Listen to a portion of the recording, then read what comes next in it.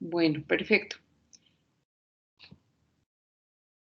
No hay de qué, no hay de qué. Entonces, comencemos.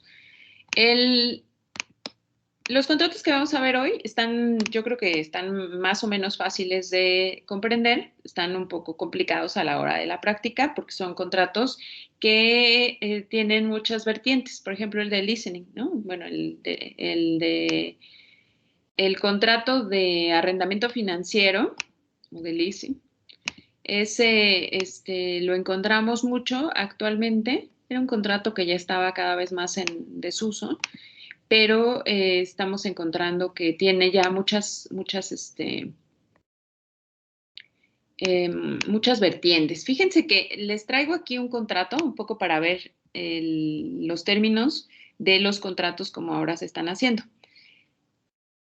Porque, bueno, este es un contrato unilateral y más bien estos son, o sea, es un contrato ya distinto. ¿Se acuerdan que les había contado que en cuanto al derecho privado hay nuevos retos en el derecho privado? Porque pues ahora resulta que con esto de las plataformas electrónicas o estas nuevas formas de mercado que hay, pues cada vez hay más complicaciones para ajustarlo al derecho actual, ¿no? O sea, les decía que hacía falta, pues en algunos casos hace falta cambiar la normatividad y en otros casos las empresas se están encontrando digamos que en estos huecos de la ley, áreas de oportunidad, ¿no? Lo veíamos veíamos brevemente a Uber, esos casos los vamos a ver después, a Uber, ¿cómo se llama esta plataforma de música?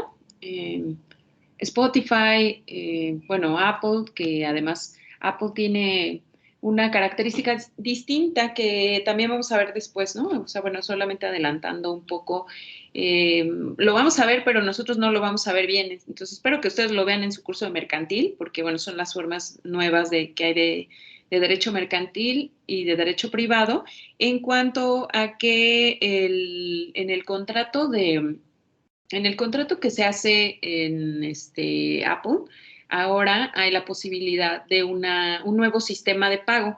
Antes, en el derecho bancario, o sea, el derecho bancario abarcaba todas las formas de pago. O sea, es decir, si ustedes querían pagar electrónicamente, bueno, porque era algo nuevo, ¿no? Si querían pagar electrónicamente, pues tenían que tener una tarjeta de crédito. Y más tarde se abre la oportunidad también para que más personas, no solo los que tienen tarjeta de crédito, sino otros también puedan acceder a este tipo de créditos, ¿no? A este tipo de créditos, no, más bien de ventas.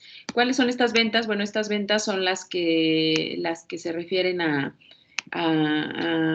comercio electrónico, ¿no? Entonces, después se abre la tarjeta de débito y luego se abren otros sistemas de pago, como es Mercado Pago, ¿no? O como son otros tipos de pago. Bueno, PayPal, por ejemplo, pero PayPal está pegado a Visa y a Mastercard. Entonces, se van abriendo nuevas formas de pago. Entonces, bueno, ¿a dónde quiero llegar? Estas nuevas formas de pago no están reguladas porque en el sistema bancario tradicional, pues teníamos un portal que es el que, bueno, no están reguladas del todo, porque ya están, comienzan a sujetarse a distintas disposiciones. En México, les digo, todavía hay algo nuevo. En Estados Unidos, por ejemplo, uno puede pagar con Apple Pay, ¿no?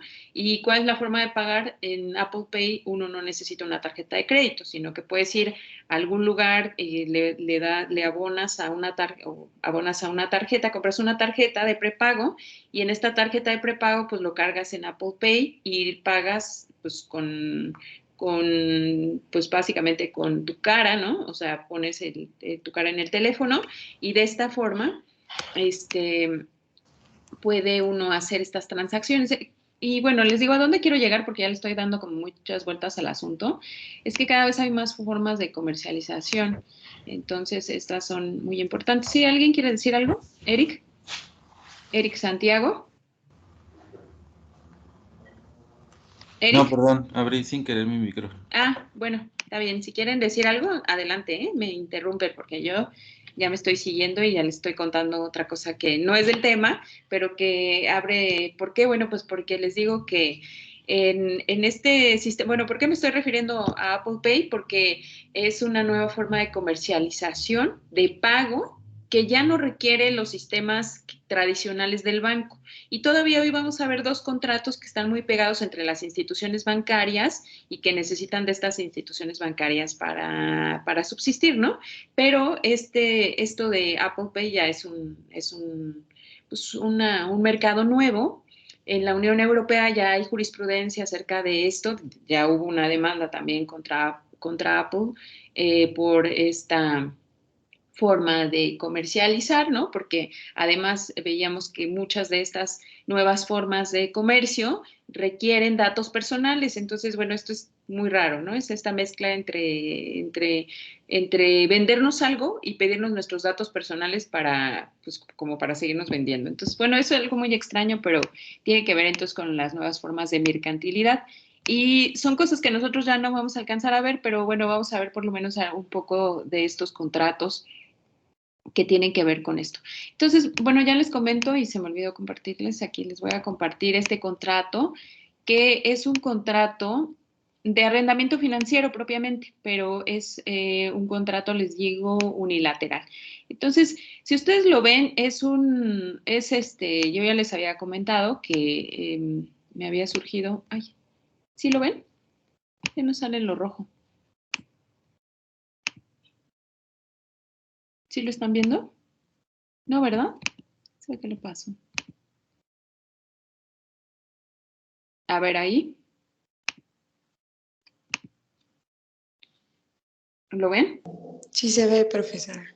Gracias, Danae. Es que les digo que es el términos y condiciones del programa iPhone for Life. Bueno, es un contrato de arrendamiento financiero, ya lo habíamos platicado un poco en la clase anterior, que está entre pues una persona que pues se le ocurre comprar el teléfono y que, miren, aquí por ejemplo, compra alguno de estos.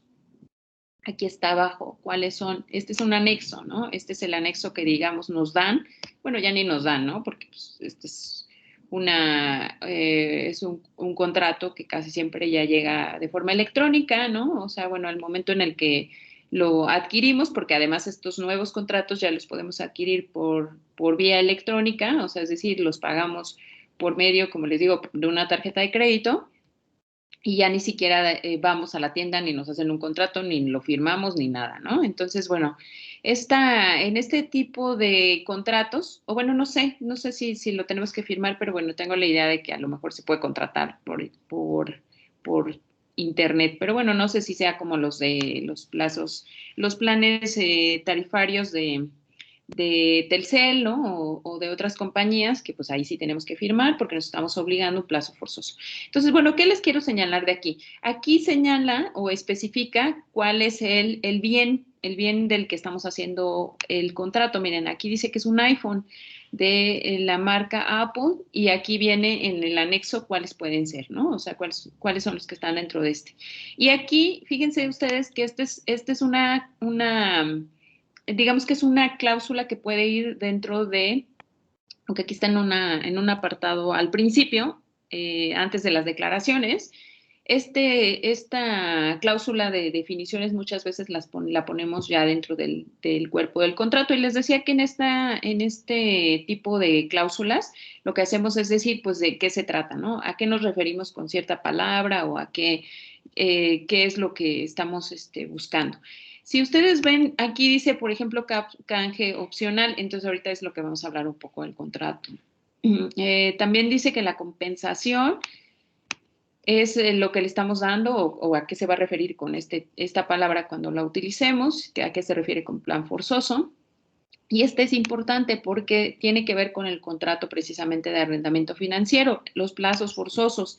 Es una de las características más importantes del contrato de arrendamiento financiero porque y va a ser una de las respuestas a las preguntas que ustedes ya deben de tener, que el plazo forzoso es lo que más o sea, creo que es lo fundamental que diferencia al contrato de arrendamiento convencional del de arrendamiento financiero.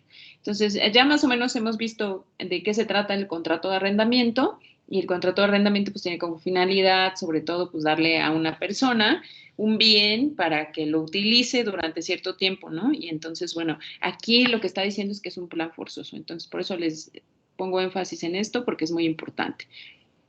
También aquí, bueno, señala otras cosas, ¿no? Por ejemplo, cuánto va a durar el programa. Aquí dice el programa, ¿no? El programa se refiere, pues, a un plan forzoso, o sea, es el equivalente. Dice que serán 24 mensualidades en las que, pues, la persona que lo adquiere se compromete a llevar a cabo este pago, o sea, mensual, porque, bueno, pues porque aquí precisamente no se está señalando cuál es, pero estamos viendo que va a haber una vigencia forzosa y un pago mensual que también se desprende de lo que dice aquí, ¿no? Y bueno, por lo demás es muy, pues digamos que muy, ¿cómo decirlo? Eh, es muy breve, ¿no? O sea, tiene solamente algunas cuestiones. Y aquí, si ustedes ven el vencimiento natural, ¿cuál es? Bueno, el vencimiento natural tiene que ver entonces con el plan forzoso, ¿no? Si el plan forzoso ya venció, entonces el vencimiento natural también ha vencido. Y también aquí tenemos la cancelación por terminación anticipada. Y esto va a ser importante. Fíjense, aquí ustedes, si alguien, no sé si alguien me puede ayudar con la lectura de este 2, por favor. Cancelación por terminación anticipada. ¿La alcanzan a leer? A ver, ¿quién lo ve para leerlo? Yo medio lo veo. A ver Dice, si lo ves. Gracias, Erika. cancelación por terminación anticipada. Si el cliente decide terminar el contrato de forma anticipada, deberá dar aviso a Banamex y solicitarle... Ay, sí, no veo. Perdón. Es solicitarle la La, desparcialización, ¿no? la Es que está como raro. Ajá. de la compra para que pueda cobrarse el importe faltante en una sola exhibición. En este supuesto, el cliente no podrá obtener la bonificación. En caso de que el cliente solo decida desparcializar la compra para poder realizarlo en un pago único y dice Ajá, ese sería como uno. 1, compra de la vigencia del contrato. 2, compra Cumpla. cumpla con los requisitos de elegibilidad. Elegibilidad. Ajá. Y 3, ejerza su derecho de renovar. El cliente podrá solicitar la bonificación. Ay, perdón, es que sí, estaba muy No lo chiquito. leías, sí. Gracias, Eric. Ahí lo hubiera acercado, pero si no, ya no lo iba a saber todo. O, ahí lo pude haber acercado, ¿verdad? Bueno, ¿qué quiere decir esto? Si nosotros solicitamos la cancelación o la terminación anticipada del contrato, o sea, imagínense, vamos en el mes 12 y decimos, no, pues yo ya saben qué, ya me quiero salir de esto. ¿Qué es lo que va a pasar? ¿Qué se imaginan que va a pasar? ¿Qué pasará en esa situación? Kelly. Kelly,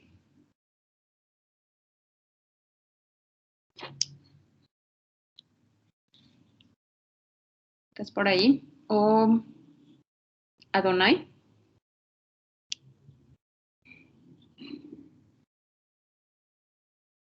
Ah, sí. ¿Qué pasaría entonces si nosotros cancelamos en el mes 12? ¿Cuál crees que sería la consecuencia o qué es lo que pasaría en ese momento?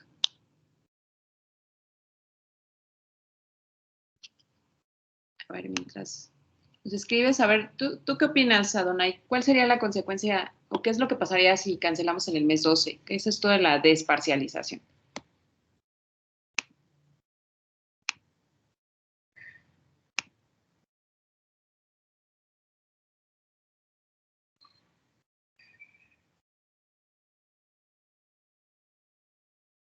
¿Estás, Adonai?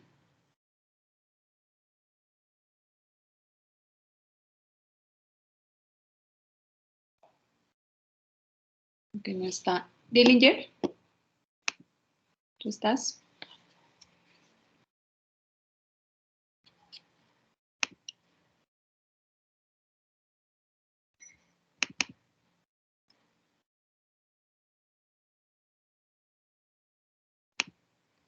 Precisamente, muy bien, Andrea.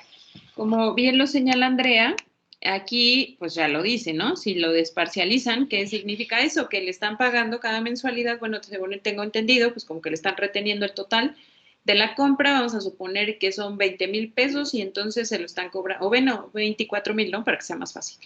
24,000 pesos se lo están parcializando a 24 mensualidades y entonces en el mes 12 cancelamos y se quita entonces precisamente se desparcializa, ¿no? Y ya no, se quita la parcialización, eso quiere decir, supongo, es una palabra muy extraña, pero precisamente tendría que pagar en una sola exhibición la compra, ¿no? Entonces, en ese momento ya no le van a cobrar cada mes, sino que ya no quiere el contrato y dicen, ah, bueno, pues está bien, entonces aquí se termina el contrato, págame los 12,000 que todavía me debes porque el contrato dice que es a 24 mensualidades. Entonces, sí pueden ver que hay una consecuencia distinta de un contrato de arrendamiento. Ahorita vamos a ver entonces estas características, ¿vale?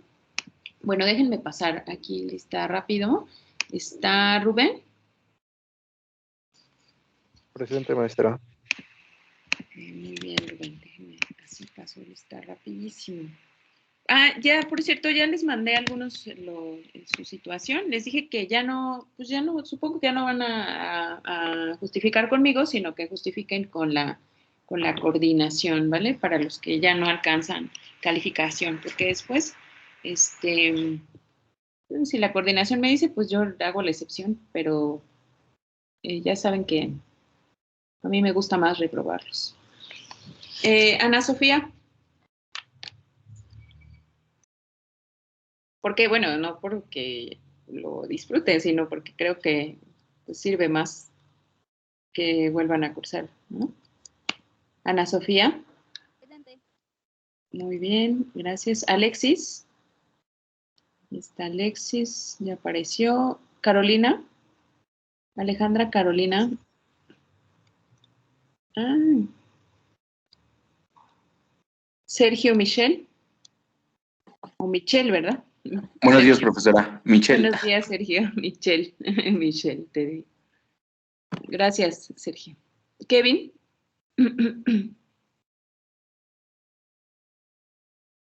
Eric. Aquí estás. Bueno, ya me contestaste. Luis. Yo.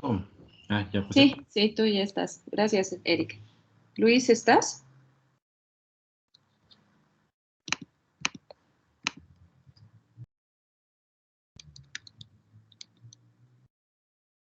David Emiliano. Hola, profesora. Hola, David. Ana Angélica. Buenos días, profesora. Presente. Buenos días. Gracias. Andrea, también ya estás por aquí. Yarim. Presente, profesora. Naomi, gracias.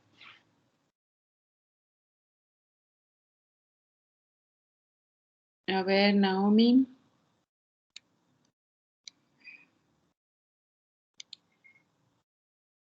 Por ahí anda. Geraldine.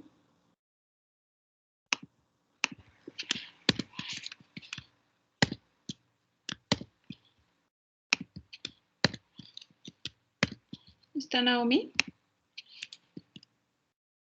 ¿Y Geraldine? Gabriel. Bueno, a Danae ya la escuché. Gracias, Gabriel. Dillinger. Ah, Dillinger, ¿sí estabas? Stephanie. Yo presente. Sí, Stephanie Celeste. Ana Belén. Presente, maestra. Sí, gracias, Ana. Obed. Presente, profesora. Vale, gracias. Mitzi. Presente. Sí, Mitzi. Alondra.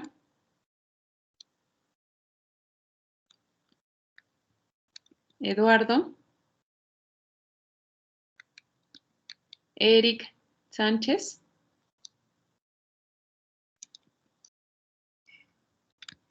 Kelly.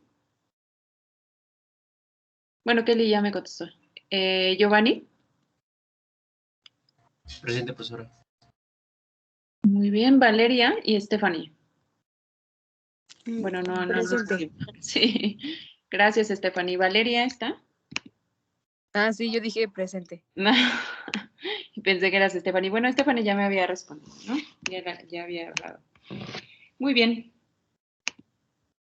Sí estabas, ¿verdad, Stephanie? Estaba pensando que ya habías hablado al principio. Sí, yo sí había hablado. Sí, gracias.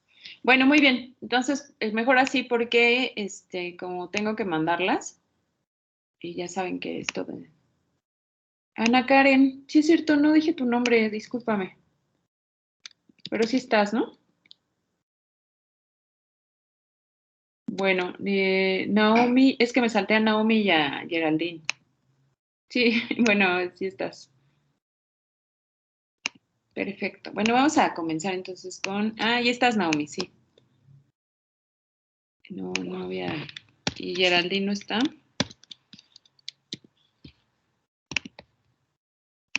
Ah, bueno, vale, está bien. Perfecto, bueno. Muy bien, entonces vamos a comenzar. Bueno, vamos a comenzar con la presentación apenas vamos a Profesora, comenzar. Mande.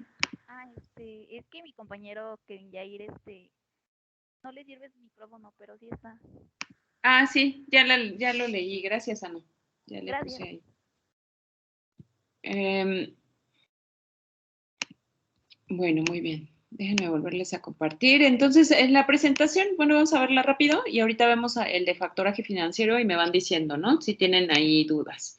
En el de arrendamiento financiero, entonces, bueno, ya lo vimos, es un contrato mediante el cual la arrendadora se compromete a otorgar el uso o goce temporal de un bien al arrendatario. Hasta ahí estamos en que es igual que el arrendamiento, ¿no? Si yo doy algo en arrendamiento, pues estoy diciéndole a alguien más que lo puede utilizar. Aquí dice ya sea una persona física o moral, obligándose este último a pagar la renta periódica que cubra el valor original del bien. Ahí es en donde cambia, o sea, en donde ya no es igual que el arrendamiento.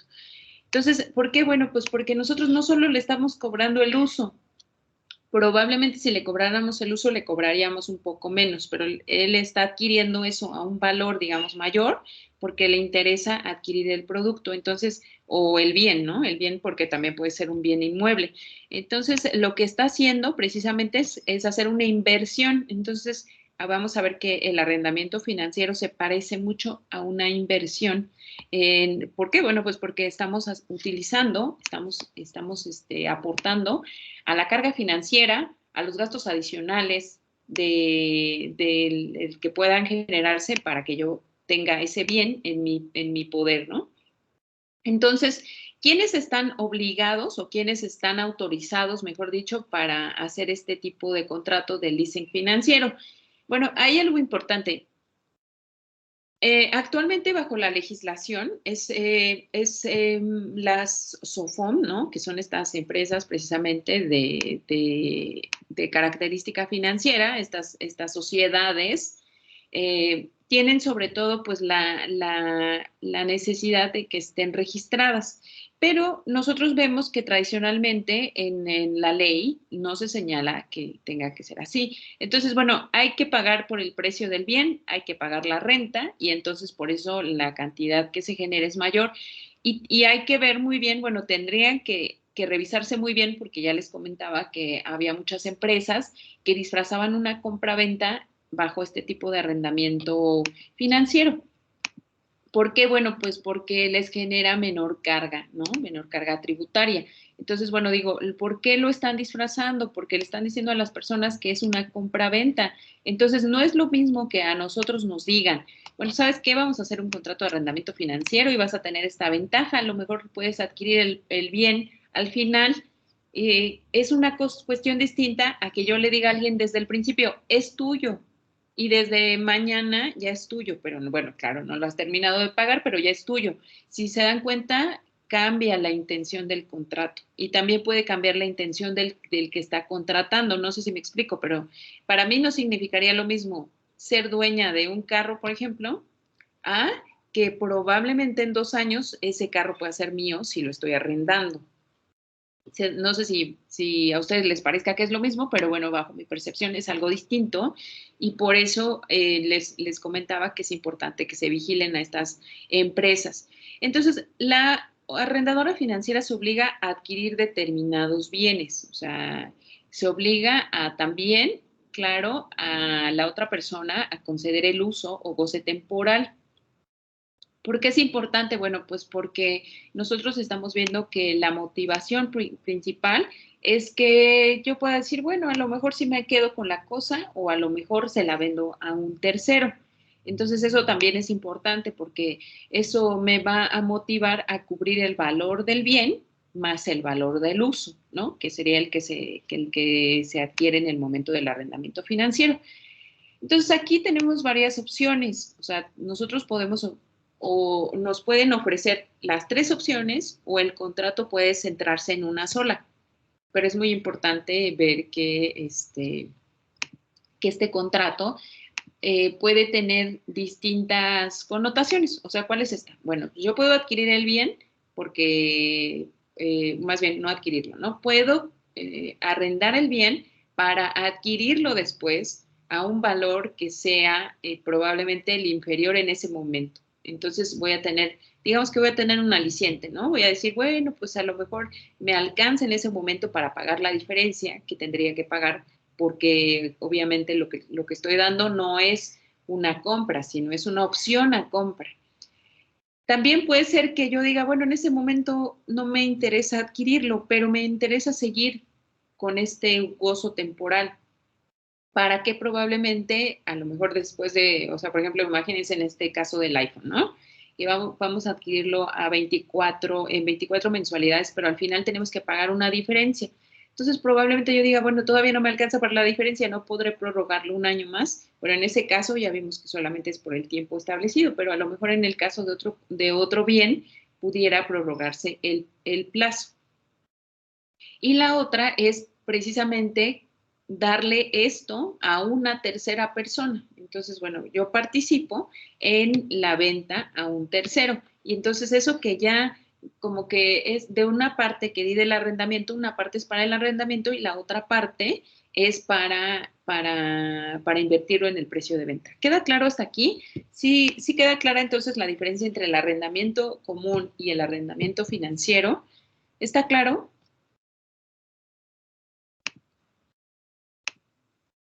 Sí. ¿Sí? Bueno, muy bien. Lo último no lo entendí, maestra. ¿A qué parte, Eric? Porque ya no me acuerdo qué dije al último. Participar con la arrendadora financiera por el precio de la venta. Muy bien. Tercero.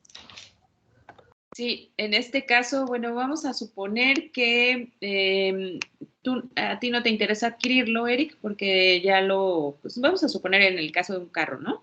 Lo pagaste durante 2 años o 4 años, como creo que también hay planes, entonces, bueno, lo pagaste en 4 años y tú dices, bueno, pero ¿saben qué? A mí ya no me interesa manejar, ya estoy aburrido del tránsito en la ciudad y entonces, pues yo no lo quiero, pero ya lo estuve pagando, o sea, bueno, lo ves como una inversión, precisamente como una inversión. Entonces ya lo gozaste durante ese tiempo y dices, bueno, ya tengo ahí digamos que una capitalización, ¿no? Entonces te ofrecen la opción de vendértelo a ti, pero tú dices, bueno, no puedo o no quiero. Entonces lo que puedo hacer, pero tengo un primo que quiere un carro y entonces siempre me dice que mi carro está muy bonito y que pues que por favor pues lo ayude a conseguir uno como ese, ¿no? Pero resulta que pues él dice, no, pues comprometerme a 4 años y al final del plazo resulta que pues puede pagar la diferencia que tú tendrías que pagar. Pero entonces, ¿qué es lo que va a pasar? Que ahí tú vas a hacer la transacción, vas a hacer la conexión entre la empresa y, o sea, ¿por qué? Porque tú eres el que tuvo una inversión, ¿no? Eres el que dio determinada cantidad de dinero. Obviamente la empresa pues va a ser la que va a ganar más y entonces probablemente a ti lo que te va a decir tu primo pues es te doy a ti una parte de lo que ya invertiste porque me va a costar menos este carro de lo que me costaría en una agencia, ¿no? O sea, comprarlo en otro lugar, pero aún así no me lo van a regalar, entonces yo solamente te voy a dar una parte. Ahí tú vas a ser el que vas a salir perdiendo, pero ya dentro de lo que pues ya invertiste, digamos, pues a lo mejor, no sé, que te den 10,000 pesos, ¿no? Sí, queda un poco más claro, Eric. O sea, en esta opción te dan a ti la posibilidad de que tú seas la conexión con el tercero y que te lleves una ventaja frente a ese tercero, que puede ser que él te va a dar una cantidad de dinero. Sí, ya lo entendí. Bueno, y entonces, no, ¿de qué? Eso quiere decir que solamente es un precio preferente al final. O sea, parece que lo estás comprando, pero no lo estás comprando. Estás teniendo una inversión, como les digo, ¿no? Esta palabra es importante. No sé si alguien más tenía alguna pregunta o ¿sí queda claro? Sí. Sí. Sí, mande, Yari. Bueno, es que entonces la diferencia entre arrendamiento normal y el financiero no entendí muy bien ahí. Bueno, aquí tenemos digamos que la principal, bueno, considero que la principal diferencia es esta, que en el arrendamiento tenemos pagamos solamente por el uso del bien. O sea, es decir, si por ejemplo nos están rentando una casa, entonces nosotros estamos pagando tal vez, pues no sé qué te quiero decir, 10,000 pesos, ¿no? Pero eso obviamente no nos daría como para que en 2 años nosotros estemos invirtiendo en esa casa. O sea, ese dinero, esos 10,000 pesos que estamos dando, es solamente por el uso del bien. O sea, solamente cubren el que nosotros lo usemos durante ese tiempo, pero no tiene no tiene un plus. ¿Cuál sería la diferencia con el arrendamiento financiero? Que probablemente paguemos 20,000. Es un precio mucho más alto de lo que conseguiríamos esa renta.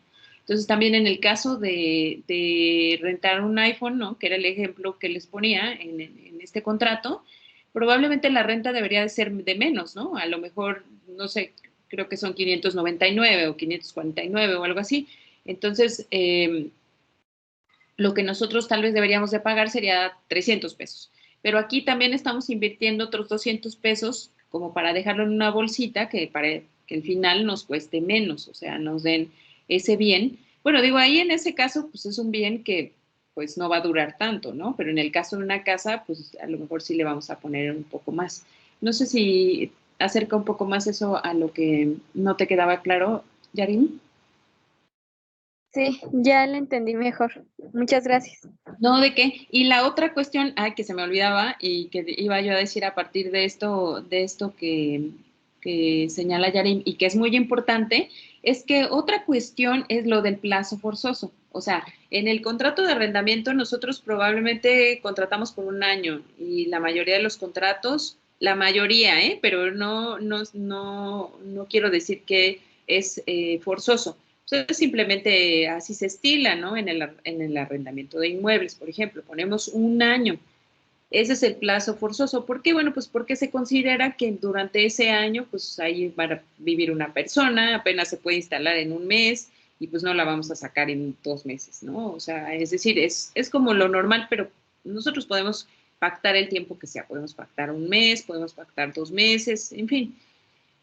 ¿Cuál sería la diferencia entonces? Que en el arrendamiento financiero, como estamos haciendo esa inversión, entonces el plazo va a ser forzoso. Si nos están diciendo 24 mensualidades, ¿se acuerdan que no podíamos salirnos antes y que el efecto es que tenemos que pagar completas las 24 mensualidades?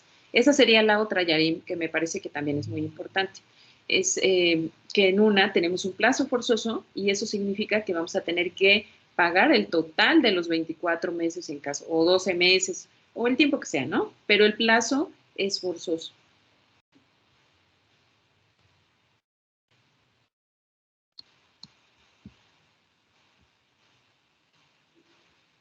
Bueno, sí, se queda claro, ¿verdad? O sea, como que en el arrendamiento, pues normal, es normalmente o en la mayoría existe un plazo forzoso de un año o era en el financiero. En el financiero. Ajá, en el arrendamiento los plazos no son forzosos, aunque, o sea, digo, no quiero decir, no quiero confundirlos, pero En el arrendamiento nosotros, las partes, podemos determinar que va a ser máximo de un año, ¿no? Y entonces probablemente nos podemos salir antes, porque fijamos terminación anticipada. Eso es lo que quiero decir, Yarim. O sea, decimos el plazo es de un año, pero podemos hacer la terminación anticipada si alguna de las partes lo avisa a su contraparte con al menos un mes de anticipación, ¿no? Así, como nosotros queramos, pero eso se puede en el contrato de arrendamiento común. O sea, podemos fijar un año, pero también podemos jugar con ese año, dependiendo de las necesidades de las partes, ¿no? O de lo que necesiten. En el arrendamiento financiero, no. Si nosotros ponemos un plazo que sea de 3 años, o sea, porque también los plazos de los arrendamientos financieros son más largos, pero bueno, vamos a quedarnos con el ejemplo del iPhone. Si son 24 mensualidades, son forzosas y veíamos que en caso de que yo me quiera salir antes, que quiera dar por terminado anticipadamente el contrato, entonces voy a tener que pagar los 24 meses, lo cual pues no sucedería en el caso del arrendamiento común. No sé si ya queda más claro, no quiero revolverlos. Entonces, en el contrato, la arrendadora financiera se obliga a adquirir determinados bienes o a conceder a conceder su uso o goce temporal a plazo forzoso. Esa sería entonces una característica muy importante. ¿Sí? ¿Queda Maestro, más una claro? pregunta. Sí. ¿Por qué en el de arrendamiento común piden un depósito? Bueno. En un mueble, pues, bueno, un bien inmueble, pues te piden a fuerza un depósito de 3 meses, creo, mínimo. Sí, Rubén, fíjate que ese es una muy buena pregunta, porque se pide, fíjense que hay siempre hay una imposibilidad de cobrar enseguida los arrendamientos. En el caso de las personas que no pagan, y ahora más, porque en el caso de la Ciudad de México, ya ven que la Constitución de la Ciudad de México prevé el derecho humano a la vivienda. Y entonces, bajo este supuesto, distintos jueces han determinado que no se puede sacar una persona. Entonces, le tienes que dar un tiempo para que viva ahí. Pues, digamos que esos 3 meses, Rubén, serían para cubrir un poco ese riesgo. Es muy probable que no es muy probable, es probable que la persona que esté arrendando no te pague y que te deje de pagar. ¿Qué es lo que vas a hacer en ese momento? No lo puedes echar, o sea, no lo puedes, no le puedes decir que se vaya, que ya no te pagó y que mañana te desaloje. No lo puedes hacer en el caso de la vivienda para uso habitacional, no lo puedes hacer porque hay un derecho humano a la vivienda. Entonces, bueno, ese ustedes lo van a ver en derechos humanos y se van a dar cuenta que es muy importante las últimas jurisprudencias que hay en este sentido, las últimas determinaciones de los jueces de la Ciudad de México sobre todo, y de distintos organismos internacionales. Entonces, es sobre todo por eso, Rubén, porque hay un riesgo, ¿no? Y en el caso de los comercios, ahí sí es un poco más fácil, ¿no? Es un poco, digamos que es menor el riesgo porque ahí sí los puedes sacar con mayor facilidad, ¿no? O sea, ahí los jueces determinan muy rápido. Pero ahí, bueno, solamente tienes que estar al corriente de tus obligaciones. Entonces, digamos que el riesgo para el que está arrendando es muy grande. Entonces, por eso piden estas garantías. Recuerden, esto es una garantía. Esto que está hablando Rubén es muy importante porque cuando nosotros nos volvemos acreedores, una de las cosas que nos da privilegio sobre a los otros acreedores son las garantías. Entonces, eso modifica sustancialmente la ventaja que llevamos a la hora de que alguien, por ejemplo, esté quebrado, ¿no? ¿Quién va a cobrar primero? Pues nosotros vamos a ser de los que vamos a cobrar primero porque nosotros tenemos una garantía. Si nosotros no tenemos garantía, pues ya veremos si cobramos. Entonces, es por eso, Rubén. Por eso se estila. O sea, esa es voluntad de las partes. Pero, pues, si nosotros queremos rentar, casi siempre va a ser de esta manera. Vale, maestra, gracias. No, ¿de qué? Gracias a ti por la pregunta. Muy importante. Las características entonces es que la adquisición de los bienes por parte de la arrendadora financiera, ¿no? O sea, hay entonces sí, claro, hay una concesión temporal del uso o goce, pero también vemos que en el precio hay una diferencia entre el contrato de arrendamiento, que solamente es por el uso del bien, y aquí que es por la adquisición del bien, o sea, es el uso del bien más la adquisición del bien. Entonces, a lo mejor nos cobrarían, les digo, 10,000 pesos de renta, pero aquí nos están cobrando 50,000 pesos de renta. ¿Por qué? Porque estamos haciendo esa inversión y al final lo que vamos a obtener es un precio preferencial en el momento en el que lo vamos a adquirir. Probablemente nos van a decir, bueno, te lo voy a vender a como estaba en el momento en el que tú empezaste a pagarme. Y además voy a contar de lo que me diste, voy a contarte tanto y ya nada más te va a quedar una diferencia que me vas a tener que pagar, ¿no? Porque tampoco es una compra-venta, eso es algo muy importante. Entonces aquí hay una cuestión que es precisamente quién asume los riesgos, ¿no? Pues nosotros pensaríamos, pues el arrendador es el que va a asumir los riesgos en el caso del arrendamiento común, porque nosotros no vamos a, o sea, no los va a transferir a diferencia del contrato de compra-venta. Si nos dan el bien, ese bien ya es nuestro y entonces pues ya nosotros tenemos el riesgo. En el caso del arrendamiento, pues no, porque nosotros estamos ocupando tal vez un bien que no es nuestro, o sea, estamos en la posesión del bien, pero no tenemos la propiedad. Y esa propiedad sigue siendo de otra persona. Esa persona asume el riesgo. ¿Qué pasa si tiembla y se cae la casa? Bueno, pues en ese momento el que asume el riesgo, el que asumió el riesgo, pues es el arrendador, ¿verdad? Pero en el arrendamiento financiero no funciona así. Entonces, la asunción del riesgo de la cosa está a cargo del arrendatario financiero. Esa es otra cuestión que también es muy importante. La obligación del arrendamiento de optar puede optar por estas tres opciones que ya habíamos visto y el plazo forzoso, ese también, ¿no? Además, bueno, otra cuestión es que en el arrendamiento financiero, porque hay otro, o sea, nosotros si estamos en un comercio podemos tener un arrendamiento financiero, ¿no? O sea, si somos comerciantes, quiero decir. Pero probablemente no por ser comerciantes ya automáticamente vamos a arrendar financieramente. O sea, hay arrendamiento, el arrendamiento que nosotros conocemos, el de uso de bienes muebles que pueden hacer los comerciantes.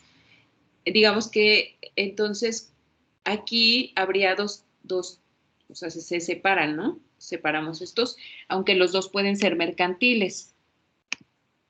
O sea, pueden ser tanto el de arrendamiento de bienes, o sea, que nosotros utilicemos para el negocio, ese será de carácter mercantil, pero es un arrendamiento común. ¿Sí me explico? O ya ahí ya los revolví. Yo sí me revolví, maestra. Es que ya estoy haciendo lo complicado, miren. O sea, tenemos el arrendamiento que nosotros como personas físicas hacemos, ¿no? Entonces vamos a suponer que nosotros no queremos poner un comercio, sino queremos vivir en un lugar. Ahí está un tipo de arrendamiento que es el arrendamiento normal. Pero también nosotros como personas físicas, entonces, probablemente sí queremos poner un negocio. Y entonces, bueno, nos volvemos comerciantes en el momento y adquirimos un negocio, adquirimos en arrendamiento, o más bien arrendamos un local. Ahí ese arrendamiento es para fines comerciales, ¿sí? Pero es un arrendamiento normal, o sea, es el arrendamiento común. El arrendamiento financiero, ese es el que estamos viendo hoy, tiene como características estas otras, que es la inversión, el plazo forzoso y la adquisición entonces a futuro del bien, ¿no? O sea, digamos que este ya es separado. ¿Ya un poco más claro, Eric? O sea, nada más quería hacer la diferencia de que nosotros como personas, como simples mortales nosotros que no somos comerciantes o los que no somos comerciantes, pues ese es un arrendamiento. Puede ser un arrendamiento comercial, pero sigue siendo el mismo arrendamiento. O sea, que es, ya ven que vemos compraventa de personas físicas y compraventa también de compraventa mercantil. Pero en este caso estamos viendo uno que sí es diferente, sí es muy diferente. No es porque sea para empresas, es porque es un arrendamiento financiero. O sea, tiene otras características que el arrendamiento común. ¿Sí me explico un poco más, Eric? Sí, es por ejemplo en el caso de las personas que rentan, con lo que comentan las accesorias, se les hace así el contrato, arrendamiento comercial. Ajá, precisamente. Pero es un arrendamiento común, o sea, no es un arrendamiento financiero ya porque sean comerciantes. Eso era lo que quería distinguir. O sea, si este arrendamiento financiero es mercantil siempre. ¿Por qué? Bueno, pues porque alguien está buscando vender o mover sus productos y entonces, bueno, este siempre tiene la característica de la mercantilidad. Pero sí, ese es un arrendamiento común, ¿no? Vamos a decirle así. Es que, bueno, no es que sea común, es que es el arrendamiento típico.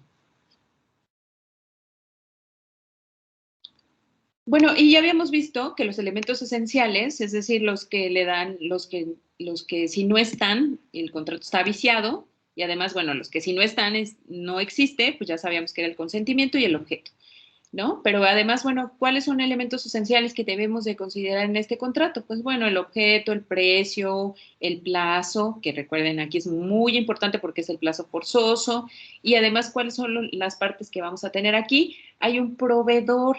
Ese también lo van a ver en el caso del contrato. Aquí vean, por ejemplo, que dice, o sea, y no quería que se me olvidara este proveedor, pero ¿cuál es la función del proveedor? Resulta que nosotros estamos haciendo el contrato, o sea, en este caso, este contrato de arrendamiento financiero, nosotros lo haríamos con esta empresa. O sea, aquí vean, además, bueno, aquí hay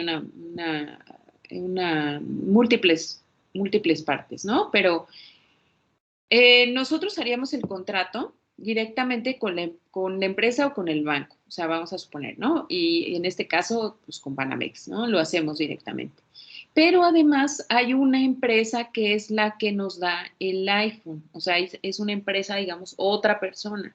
Y esa persona, entonces, tiene la obligación de dar el producto. Entonces, por eso aquí hay otra tercera persona. Si ustedes la ven, es el proveedor. El proveedor puede ser que no tenga nada que ver con nosotros. O sea, puede ser que nosotros ni lo vemos. Si no tiene defectos el producto, si no tiene vicios, si no presenta ninguna característica, pues entonces no tenemos nada que ver con él, ¿no? Pero en el caso del arrendador va a tener las mismas obligaciones que el arrendador común, que es entregar el bien en el estado que lo estamos conviniendo. Por ejemplo, si es nuevo, pues va a tener que ser nuevo el producto, ¿no? Y además también en ese momento se obliga a transmitir la propiedad del bien, que nosotros a su vez podemos, pues básicamente hacerlo con él lo que nosotros queramos, ¿no? Y puede exigir entonces su pago y además pues también tiene la posibilidad de exigir o de ver la posibilidad de hacer válido las cláusulas que tenga el contrato. El arrendatario, por su parte, bueno, nosotros, estas serían las características que tendría cualquier arrendatario. Esas son las mismas, por eso están aquí, o sea, son las mismas, ¿no? Abonar la renta, usar con diligencia las cosas, repararlo por el desgaste, nosotros sí tenemos que presentar una fianza, cumplir, ya saben, todo lo común, ¿no? Entonces, esas serían nuestras obligaciones y nuestras cargas, que son básicamente las mismas. Entonces, ¿cuáles serían las ventajas? ¿Cuáles serían, o por qué se presenta como un contrato que les digo que últimamente se ha estado manifestando en otras vertientes, ¿no? Como estas electrónicas. ¿Por qué? Bueno, pues porque permite financiar, o sea, permite que nosotros utilicemos una cosa y después nos hagamos de esa cosa. O sea, como si fuera un ahorro, aunque, bueno, no es un ahorro, es más bien una depreciación de nuestro dinero. Pero bueno, digamos que pues así podemos tener, por ejemplo, pues, si nosotros queremos tener un teléfono de estos, pues a lo mejor esa sería la ventaja, ¿no? La flexibilidad en estos plazos, que nos dan un plazo de 24 mensualidades y que nosotros decimos, bueno, pues es que si lo tuviera que pagar, tendría que dar más dinero y pues no puedo, ¿no? Pero yo estoy seguro que en 2 años voy a tener la cantidad que me van a exigir y ya en 2 años voy a estar muy estable económicamente. Entonces, bueno, eso es lo que permite. También permite ahorros tributarios porque es una forma, les digo, en la que las empresas muchas veces disfrazan la compra-venta precisamente para ahorrarse impuestos. Entonces, bueno, esas serían, digamos que algunas. ¿Qué otra cosa?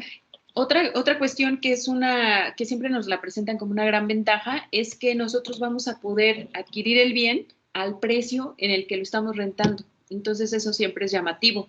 Aunque claro, pues ya nosotros lo estamos usando y nosotros lo estamos adquiriendo, es una ventaja más para el proveedor y para la persona para, en este caso, el arrendador, ¿no? ¿Cuáles serían las desventajas? Bueno, pues estas que les digo. Se accede a la propiedad del bien, pero esa es una opción y no es la regla. O sea, nosotros vamos a tener que, en el caso de este que les decía, pues vamos a tener que desembolsar una cantidad de dinero para poder adquirir la propiedad. Entonces, no es que nosotros estemos comprándolo a plazos, sino que estamos adquiriendo la posibilidad de comprarlo en un tiempo determinado. Entonces, también eso, ¿y qué implica? Que nosotros no vamos a poder venderlo, porque no podemos disponer del bien. O sea, tenemos su propiedad, pero tenemos su propiedad con límites, ¿no? Por eso decimos, pues tenemos la posesión o la propiedad, y hay todavía una confusión y un debate entre eso. Y además existen en muchas ocasiones cláusulas penales previstas por el incumplimiento de las obligaciones contractuales. Entonces, bueno, sí sería algo pues, complicado, ¿no? ¿Tienen alguna pregunta? Denme un segundito para contestar un mensajito. Mientras, si me pueden decir si tienen alguna pregunta.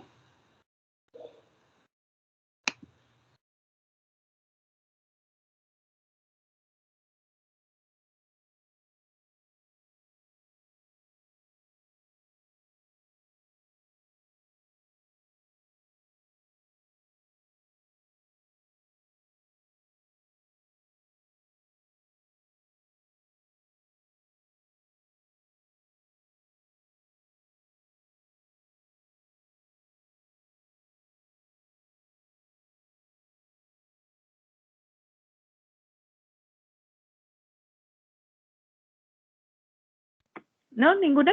Todo está claro. Bueno, vamos a ver rápido, porque si no ya no me va a dar tiempo de la siguiente. Entonces, bueno, ya las obligaciones pues son las mismas, les digo, que entregar el bien, pero estas ya las había puesto, no sé por qué las puse 2 veces. Y aquí también es algo importante. En el caso de los contratos que tienen obligación de registrar ante la Profeco, se debe pues cumplir con estas leyes de protección al consumidor, ¿no? En el caso, por ejemplo, de este contrato, ese es un contrato que nosotros podemos precisamente denunciar ante Profeco. Entonces, por eso les digo, también hay que cumplir las obligaciones de este proveedor. Y también, bueno, en cuanto al arrendador, pues el arrendador va a tener que mantener libre de, o sea, si la cosa tiene un defecto, pues vamos a suponer que un defecto, en el caso de los carros, ¿no? Pues un defecto que se encuentra de repente que hay una necesidad de cobrarse. Esa es una, digamos que esa es una de las cuestiones que más se le critica a este contrato, porque fíjense que hay una obligación, o sea, hay una obligación de que el arrendatario financiero pueda optar por alguna de las formas de terminación del contrato, pero además él va a ser el que va a tener que ejercer las acciones, ¿no? En el arrendatario. Entonces, en el caso de que la cosa, por ejemplo, imagínense una camioneta, ¿no? Una Jeep, que resulta que de repente dicen es muy peligrosa y se voltea y entonces no es bueno consumir esta camioneta e incluso ya ven que la sacan del mercado. ¿Qué es lo que pasaría en ese momento? Bueno, nosotros pensaríamos, la lógica nos indica que el arrendador, porque el arrendador es el que conviene con el proveedor, o sea, es decir, con la compañía Jeep, pues le dice, oye, ¿sabes qué? Que tu camioneta está mal, vas a tener que devolver todas las que yo vendí y te las voy a tener que pasar a devolución y entonces pues me vas a tener que dar otro modelo. Pero aquí la particularidad es que la ley señala que es el arrendatario el que tiene que hacer valer esta forma de terminación del contrato. Entonces es muy criticable porque él, si él no es el que está conviniendo con el proveedor, por eso les digo, esas serían algunas de las desventajas que se presentan, ¿no? Entonces, ¿qué otro? Arrendamiento financiero, ¿qué otra cosa? Ay, aquí volví a poner lo mismo, pero es que les iba a decir, bueno, ¿en dónde se utiliza esto? pues utilizamos esto nosotros como particulares en los transportes, pero también las empresas de construcción o las empresas manufactureras utilizan mucho este tipo de contratos, ¿no? Entonces, ¿por qué? Bueno, pues porque imagínense el hecho de arrendar las cosas y luego vendérselas a otro, o sea, no tanto para quedárselas la empresa, porque a lo mejor la empresa dirá que esa solamente las va a usar un tiempo y después le permite mover estas flotillas, por ejemplo, de carros, ¿no? Entonces, imagínense, no sé, pienso en ¿qué empresa? No sé, pues imagínense qué empresa utiliza. Ah, Bimbo, ¿no? Que utiliza camionetas. Ah, bueno, pues entonces no le conviene comprarlas todas, sino les conviene arrendarlas y después dice, bueno, esas las voy a poner a la venta de terceros.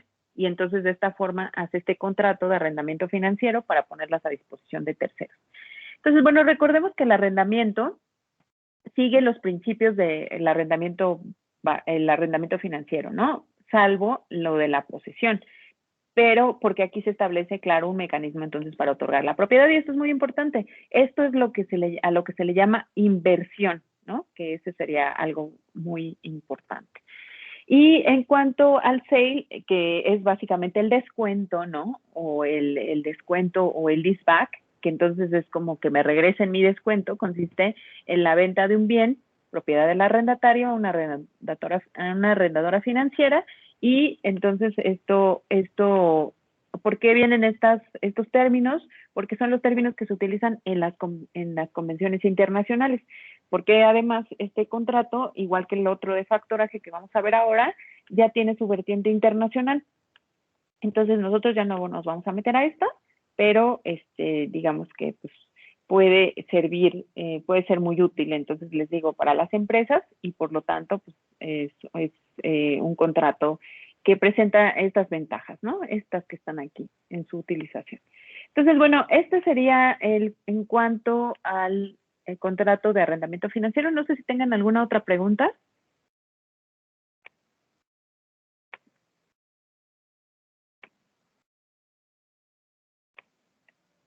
O alguna pregunta, mejor dicho. Y les digo que se parece, bueno, no se parece en el objeto, pero es un contrato que a mí siempre me parece, o no sé, yo tengo siempre la idea de que son como que un contrato que va a la par, pero tiene que ver también con la historia en México, ¿no? En el contrato de arrendamiento financiero, como el contrato de factoraje financiero, se traen a México en una época en la que llega una comunidad judía muy importante y empiezan a hacer negocios en esta parte del centro, ¿no? Es muy interesante esa historia, pero bueno, no se los voy a contar ahora toda, pero empiezan a hacer negocios y traen estas figuras del factoraje financiero y del arrendamiento financiero. Entonces, ¿por qué? Bueno, porque son figuras distintas a las que comúnmente tenemos, o sea, la compraventa, pues agarras algo, te lo llevas a tu casa y es tuyo, ¿no? O sea, lo compras. Pero aquí no, o sea, aquí estás haciendo como una compra a precio elevado, un arrendamiento, mejor dicho, a precio elevado, porque al final te lo van a vender, pero bueno, pues es como una forma nueva de comercializar. Y tenemos otro que es el factoraje financiero. En el factoraje financiero lo que pasa es que probablemente yo tengo a un deudor, pero no le puedo cobrar. ¿Por qué? Bueno, pues porque probablemente yo digo, ay, es que cada vez que lo voy a ver me sale con un cuento nuevo, me convence y ya no me paga. Entonces, aquí lo que se hacía digamos que en este periodo que les digo, en este periodo de México, cuando se introducen estas figuras, es que en la Merced entonces había gente que se dedicaba al factoraje financiero, ¿no? Y eran básicamente, pues yo me imagino que eran gente que tenía ahí unos golpeadores y decía, bueno, pues yo tengo este equipo que me ayuda, que me apoya en caso de que se necesite cobrar. Y entonces, bueno, tenían los documentos, los pagarés, y ellos cobraban, ¿no? ¿Cuál era su ganancia? Pues que se quedaban con una comisión, que ahorita vamos a ver que no es el término correcto, pero bueno, digamos que se quedaban con una parte del dinero. Entonces, el contrato de factoraje financiero es un contrato por el cual una persona, que aquí se llama factorante, se obliga a adquirir mediante un precio de la otra parte, denominada factorado o cliente, derechos de crédito. Entonces, esto es lo fundamental. ¿Qué es lo que se obliga? O sea, ¿cuál es la obligación principal o cuál es el objeto del contrato? Es el adquirir derechos de crédito. Fíjense, y estos son distintos a los que hemos visto, ¿no? Porque en todos vemos que hay una mercancía, la tomo, la guardo, la arrendo, pero aquí es algo que no existe, son derechos de crédito, otorgados a su favor como consecuencia de la enajenación de bienes o por la prestación de un servicio, con o sin obligación del factorado de responder por el pago de dichos créditos. Entonces, bueno, aquí vamos a ver que puede ser solamente para prestarle los servicios de administración y cobranza. O bien puede ser porque pues, se los está vendiendo, ¿no? Digamos, a un precio menor. Características de este contrato es que en el factoraje existen las siguientes características que van aparejadas a esta definición. Se adquieren créditos. Una persona adquiere, miren, por ejemplo, aquí está la persona A, le adquiere los créditos a la persona B o al revés, ¿no? Esta persona le da los créditos que tiene. Entonces, esta persona que los está recibiendo se va a obligar a pagarle esos créditos, o sea, pagárselos después, o a pagarle una parte, y entonces, bueno, esa va a ser su ganancia, ¿no? La otra parte que que cobre. La administración, entonces, incluida también la recuperación judicial de los créditos comerciales, es en la que precisamente se absorbe una cartera, ¿no? Entonces, se piensa que esta persona que está adquiriendo los créditos, pues tiene muchos clientes y a eso se dedica. Entonces, hay dos posibilidades que fíjense, esto es muy interesante. Puede ser que esta persona, este señor de corbata, asuma el riesgo de la insolvencia del deudor y el financiamiento del factorado. O sea, es decir, puede ser que él diga, bueno, yo te lo compro y a ver si me paga, pero yo estoy seguro de que me va a pagar porque tengo muchos medios para lograr ese pago, y entonces esa es una de las vertientes. La otra vertiente es que diga, bueno, pues ¿sabes qué? Que probablemente no me pague, pero entonces pues lo que voy a hacer es que te voy a financiar una parte. Te voy a dar ahora una parte, ¿no? Y la otra cuando lo cobre. Entonces, es un método precisamente para financiar cuentas por cobrar en las que pues una persona se obligaba, ¿no? Este es el antecedente pues más remoto, digamos, el que también estas operaciones se realizaban por parte esto lo deben haber visto, supongo, en su curso de Derecho Romano y también en Babilonia. Y posteriormente también esto se lleva, fíjense, creo que esto ya lo habíamos comenzado a ver, ¿no? Ya les había platicado más o menos que existen estas comunidades también de gente que se dedicaba a esto de que comienzan a financiar, y una de las formas en las que se empieza precisamente a financiar es a través del dinero, ¿no? El dinero no era una cosa que tuviera un respaldo en principio, ¿no? Pero después se piensa que debe de tener un respaldo, por eso ahora tiene un respaldo en oro, ¿no? Como es en las arcas de los países. Entonces, bueno, eso ya es otro tema, ese es derecho bancario, pero está muy interesante en cuanto a que entonces había gente que se obligaba a cobrar las cuentas. ¿Por qué? Bueno, pues probablemente también porque pues las comunidades quedaban o los países quedaban muy lejanos, entonces alguien que solamente se dedicaba a andar de un lugar a otro, pues iba cobrando los créditos que los comerciantes le habían dejado, ¿no? Y se dedicaba solamente a eso.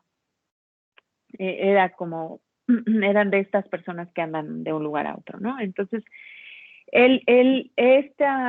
este término proviene del latín, el que hace, y es básicamente, ¿por qué? Pues porque el que hace la labor de cobrarle a los otros, ¿no? Eso significaba. Entonces, es un contrato que nosotros decimos que es atípico. El factoraje es un contrato, entonces, pues por el cual, bueno, aquí vuelvo a decir lo mismo del principio, ya no se los repito, pero básicamente es un contrato que le podemos decir es un contrato más personal, ¿no? Porque alguien se obliga a cobrar las cuentas del otro. pero con la característica de que no le está, o sea, no estamos contratando los servicios de que el otro, sí, este sería como una característica muy importante. No estamos cobrándole o no estamos pagándole los servicios del otro nada más como una gestión. O sea, de, ay, por favor, ve y cóbrale. Eso no le estamos pagando. No es un contrato de servicios personales. Es un contrato que tiene como característica principal el hecho de que se está obligando a pagarme esos créditos. ¿Sí me explico? O sea, no crean que es que yo le estoy pagando a alguien porque vaya y cobre. Ese sería un contrato, ese sería una naturaleza distinta. Eso nos daría lugar a un contrato de servicios personales, ¿no? Pero no a un contrato de factoraje. Entonces, en el factoraje financiero, precisamente existe esta obligación de las dos partes. Una que se obliga, pues se obliga frente a la otra, precisamente a hacer esta transacción, ¿no? A que le paguen esos créditos. Y aquí, bueno, pues es otra de las características que lo diferencia entonces de un contrato de servicios personales, es que este contrato lo llevamos frente a una empresa, esa es una de las características más importantes, por eso la vemos en contratos mercantiles, frente a una empresa de factoraje financiero. Entonces, esta empresa se entiende que tiene muchos clientes. Aquí, miren, le cede, o sea, no solamente es esta persona, sino esta persona trabaja en esa empresa, ¿no? Entonces, lo que hace, pues, es que adquiere los derechos de un segundo para cobrarle a un tercero. Entonces, digamos que está sí brindando servicios personales, pero además, bueno, pues es muy importante esta otra característica. Entonces, ya les comentaba que es un contrato, estos contratos o este tipo de empresas, mejor dicho, se registran ante un órgano del Estado.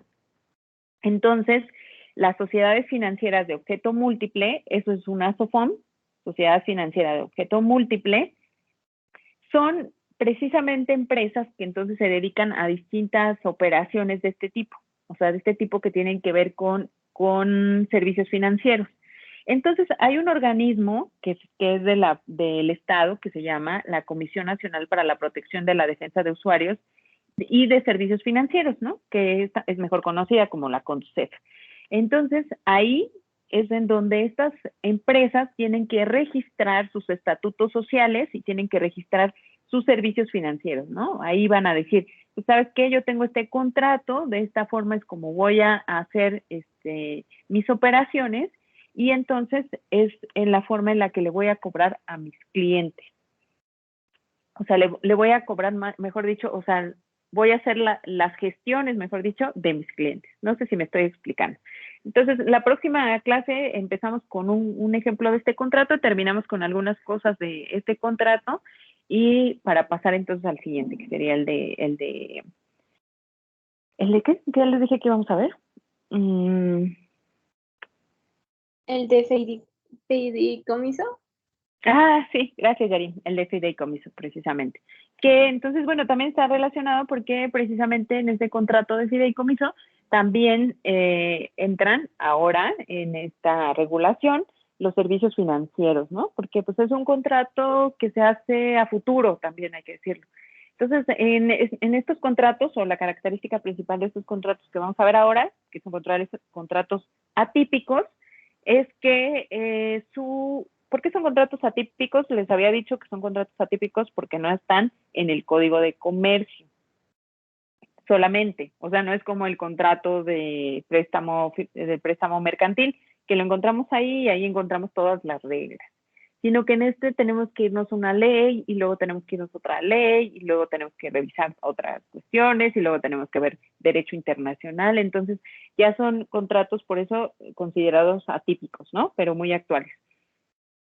Entonces, en estos contratos, si ustedes se dan cuenta, son contratos que se contratan, valga la expresión, a largo plazo. O sea, no son contratos como los que habíamos visto en el de suministro, por ejemplo, que podía ser incluso, pues, pensar en semanas, ¿no? O pensar en plazos cortos. En el caso del préstamo, pues veíamos que había desde el préstamo prendario o el préstamo de dinero, que son préstamos, pues, como de pues de mayor, de mayor terminación o de terminación más pronta, sino que en esto se va ampliando, ¿no? Entonces, en este tenemos la presunción de que no le van a pagar inmediatamente, sino que se va a tardar. Entonces, en cuanto a eso, pues es un contrato en el que la empresa precisamente de factoraje conviene con el cliente en adquirir derechos de crédito. Y entonces, estos derechos de crédito pueden ser determinados en moneda nacional o extranjera. Eso también es importante, ¿no? Y bueno, y con esto terminaríamos entonces. Ya vemos estas cuestiones de la Ley General de Instituciones de Crédito en la próxima clase para comenzar con el ejemplo de la Conducef. ¿Sí les parece? Pero si tienen preguntas, es el momento idóneo.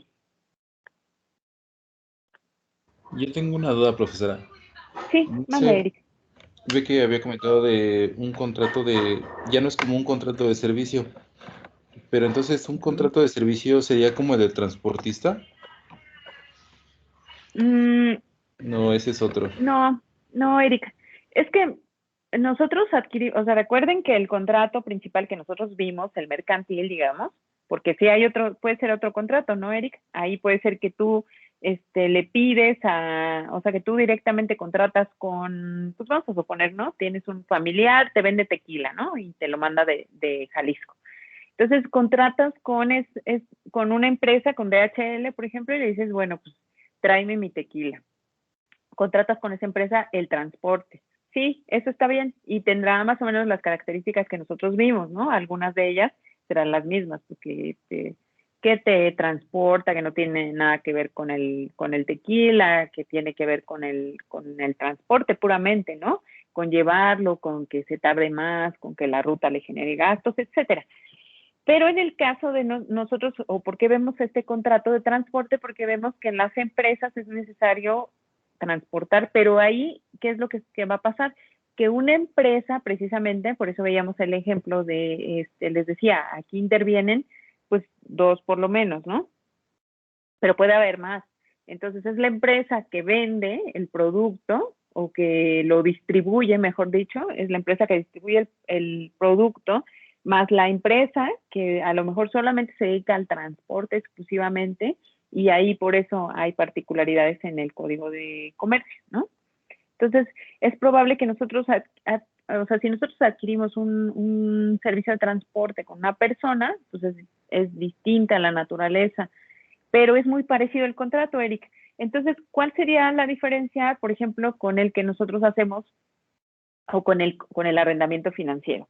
Si yo le digo a alguno de ustedes, por favor, mira, es que tengo estos pagarés, cóbramelos, porque no los he podido cobrar, y cada vez que voy, esta persona me inventa un cuento y entonces ya no le puedo cobrar. Pero como a ti te va a ver y le vas a decir, bueno, soy el abogado tal, entonces seguramente te los va a pagar, ¿no? Y entonces ustedes lo que hacen ahí, si ustedes se dan cuenta, no están haciendo, o sea, no estamos haciendo un contrato de esta naturaleza, están haciendo ustedes un contrato de servicios personales, ¿no? O de servicios profesionales en caso de que lo están haciendo como abogados. Pero ahí estamos contratando directamente. ¿Se parecen algunas cuestiones de lo que vamos a hacer aquí en este contrato? Sí, la diferencia es que este contrato lo vamos a hacer con una empresa que está además, bueno, seguramente una SOFOM. Entonces, lo que quiero decir es que en el caso de este contrato, pues es una empresa de factoraje que se dedica a eso. Nosotros estamos viendo, digamos, Eric, pero que, o sea, es muy válido, son muy válidas sus preguntas en cuanto a los contratos que podemos adquirir, estos de servicios, por ejemplo, profesionales, ¿no? Entonces, habría muchas cosas de este contrato que le podemos poner allá, pero hay cosas que no le podemos agregar, ¿como cuál? Bueno, pues como los plazos. Aquí los plazos tienen que ser muy largos. O aquí, por ejemplo, en el caso de el factoraje, pues va a haber ciertas reglas, ¿no? Que están establecidas en la Ley General de Instituciones de Crédito y también en los reglamentos de la Conducef. No sé si responde más o menos a tu pregunta, Eric, o ya me desvié totalmente. Sí, bueno, o sea que lo asimilaba así por el hecho de que un tercero es el que hace el servicio. Y más que nada mi pregunta era si también vamos a ver ese de que ya no lo vamos a ver el de contrato de servicio, ¿verdad? Ya no entra No, en lo mercantil. no entra en mercantil, exacto. Bueno, ustedes van a ver en general contratos y ya con eso pues van a tener algunas herramientas, pero ya ese específicamente el de servicios profesionales, pues a lo mejor lo pueden elaborar cuando elaboren, cuando vean, creo que ese sería un lugar en donde van a poder ver cuál es la diferencia del de servicios profesionales de los contratos individuales de trabajo en laboral, porque se parecen porque muchas veces los usan para lo mismo, es decir, te dicen, tú no eres trabajador de la empresa, tú eres una persona que trabaja por honorarios y entonces vas a firmar un contrato de servicios profesionales. Ahí sería importante revisarlo, ¿no? Porque nos daríamos cuenta de que no deberíamos de firmar un contrato de servicios profesionales, sino un contrato individual de trabajo. Sí, a lo mejor se lo ven ahí, Erika, pero bueno, es que no sé. Luego vemos otros contratos. Bueno, es que no nos va a dar tiempo, ¿no? Son demasiados contratos, pero ya lo irán viendo ustedes ahí en el desarrollo del curso.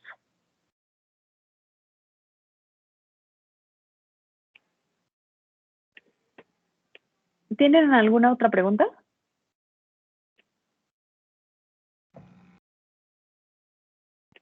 ¿No? Profesora, me quedo Sí, con la duda. dale, Stephanie. Esos de que llamaba de Apple Pay y Mercado Pago, ¿entonces no están regulados por la ley? Pues fíjate que o sea, en el caso de PayPal, sí está regulado por la ley, porque ahí es un banco. A lo que me refería es que ahí tengo un esquema que, a ver, déjenme ver si está aquí.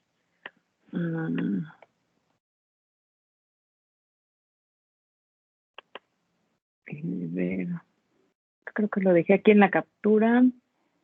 Le voy a poner, no, pero no es este. Bueno, les busco el esquema en la próxima clase, Stephanie. Les puedo pasar una presentación ahí de estas características. No es que no esté regulado en cuanto a los que son de servicios bancarios. Esos sí están regulados. Lo que pasa es que, bueno, en la ley también está establecido que para el comercio electrónico, estos bancos deben prestar sus plataformas, o sea, deben no prestar sus plataformas, sino como que deben hacer accesible para otras empresas nuevas, o sea, porque es parte de precisamente lo que se pretende con el comercio electrónico, que otras plataformas nuevas se puedan como pegar a estas. Eso sería como en el Internet. ¿Se acuerdan que, bueno, pues, por ejemplo, Telmex tenía toda la fibra óptica y ahora pues esa fibra óptica la tienen que compartir con otras empresas para que tengan competidores, ¿no? Es lo mismo en la banca. En la banca solamente hay, si no me equivoco, 2 cámaras de compensación. Entonces, en una de esas cámaras de compensación trabajan bancos como, permítanme un segundito, un segundo.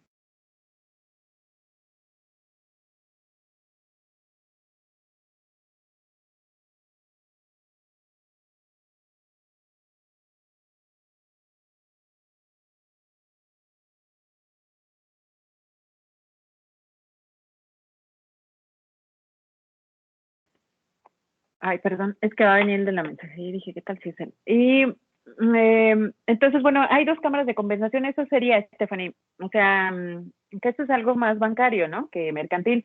Pero entonces, es que no están, digo, no están reguladas porque en México ni siquiera hay, por ejemplo, en Apple Pay no se puede pagar igual que en Estados Unidos, ¿no? Allá ya ven que se puede pagar con un código QR y en otros países, ¿no? O sea, solamente se genera el código y ya se pone en el teléfono y ya o en alguno de los dispositivos y se pone y ya lo cobra. Pero ahí, fíjense, es muy interesante porque no está respaldado por una cámara de compensación o un servicio bancario. O sea, les digo que eso es diferente porque ahí nosotros no tenemos a ningún banco, o sea, no está vinculado con una tarjeta de crédito ni está vinculado con ninguna de estas formas, sino que es dinero que nosotros directamente le estamos pagando a Apple de distintas formas, ¿no? En la adquisición de tarjetas y así.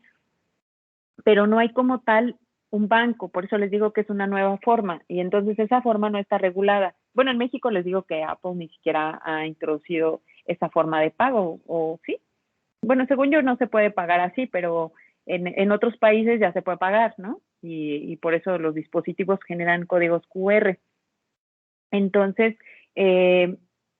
por eso les digo que es un área de oportunidad. Lo que sí hay en este país, que no sé, que digamos que funciona con esta, tendría que funcionar con una de estas posibilidades de estas cámaras de compensación, es Mercado Pago, que sí se puede. O sea, no es necesario que yo abra, y esa sería la característica distintiva, no es necesario que yo abra una cuenta de banco o que yo tenga una tarjeta de crédito para tener Mercado Pago, sino que solamente lo puedo depositar, creo, ¿no? A lo mejor voy a un Oxxo y ya deposito el dinero, o les deposito a ustedes en una cuenta también de Mercado Pago y ustedes pues lo retiran sin necesidad de tener una tarjeta bancaria. Ahí es en donde les digo que está, que es lo atípico y lo que no está regulado. Entonces, pues es algo raro, ¿no? ¿Cuál es la desventaja de que no esté regulado? Que nuestro dinero, eso dicen los bancos, no sé si sea verdad, pero eso dicen los bancos para convencernos de que no nos vayamos con esas nuevas formas de captación o esas nuevas formas de mercantilidad, ¿no? Nos dicen, no está protegido tu dinero, que ya ha pasado, ¿no? Con las cajas de ahorro también, que no están protegidas por el sistema bancario, sino que son cajas de ahorro que nos ofrecen muy buenos esquemas de compensación y al final se lleva nuestro dinero, ¿no? Y eso ya lo hemos visto en las noticias, que la caja de ahorro tal defraudó a toda una comunidad. O como si nosotros le diéramos el dinero a una persona que dice, yo tengo una caja de ahorro, y esa persona se dedica a ahorrar y a hacer préstamos, eso sí lo han visto, ¿no? Eso no sería confiable porque no está respaldado por el sistema bancario. Eso dice el sistema bancario que pasaría si nosotros adquirimos una nueva de estas formas de pago. Bueno, obviamente no con Apple, ¿no? Pues es una empresa muy grande, pero con otras formas a lo mejor nuevas de comercialización. No sé si eso contesta un poco a tu pregunta, Stephanie, o ya lo estoy revolviendo más. Que eso sería un motivo No, sí, de ya otra contestó. Es que, como dice, he visto muchas formas de pago ahora de Clip o todas esas terminales, pero no entendía cómo funcionaban. Bueno, aunque en el caso de Clip, que es una empresa, es una empresa que ofrece solo el servicio de la terminal, ¿no? Que está conectada ahora a un dispositivo, no necesariamente, ¿se acuerdan que antes las terminales estaban conectadas con un cable? Y bueno, y esas las nuevas, ¿no? Porque antes, yo me acuerdo cuando yo era niña y mi papá que tenía, bueno, ya que aparte era pues una tarjeta de crédito que llevaba y que le cobraban y le daban un voucher así, ¿no? ¿Se acuerdan? Que pasaba en una cosa como una máquina y ahí le hacían una copia de la carátula de la tarjeta de crédito, entonces ese era su voucher. Y después les digo estas que se conectaban y ahora esta de Clip, que es otra empresa, y esta empresa Clip sí utiliza los sistemas bancarios porque utiliza casi todos, si ustedes van a un comercio, ahí dice, o sea, en la terminal que tienen, por ejemplo, dice Santander, ¿no? O Bancomer. Entonces, esa empresa, o sea, ese comercio en el que ustedes están comprando, adquirió ese servicio con Bancomer y seguramente Bancomer le cobra un porcentaje, pues muy bajito, ¿no? Pero le cobra un porcentaje por tener esa transacción, que es básicamente administrar su dinero, ¿no? Y al final eso, o sea, ese sistema se lleva por una de estas dos cámaras de compensación que hay en México. Entonces, bueno, pero les digo, esa es una parte de derecho bancario que tiene que ver con los contratos, por eso es muy interesante, bueno, a mí me parece muy interesante, pero bueno, que yo no me dedico a eso, ¿no? Pero en algún momento cuando me dedicaba a contratos, pues me gustaba esta parte. Pues es interesante porque son nuevas áreas de oportunidad para las empresas, ¿no? Como encontrarle en dónde la ley nos ayuda como para sacarle mayor ventaja. Entonces está súper interesante. Pero bueno, esa sería mi conclusión. No sé, Stephanie, pero la próxima semana traigo unos esquemas que están muy interesantes en cuanto a esto de derecho privado, sobre todo por las nuevas aplicaciones, ¿no? Porque en el futuro, pues se prevé que todos estos sistemas que ahora utilizamos con plataformas como Uber, como Uber, por ejemplo, tenga su propio sistema de pago y sin necesidad de estar respaldado por una de estas cámaras de compensación, o por lo menos no por un banco, ¿no? Que eso también es una modalidad nueva. Entonces, bueno, pero ya lo vemos la próxima clase. Si no, todo quiero ver. Pero sí ya queda más claro, ¿verdad, Stephanie? Sí, gracias, sí creo que es más claro. Bueno, nos vemos entonces la próxima clase.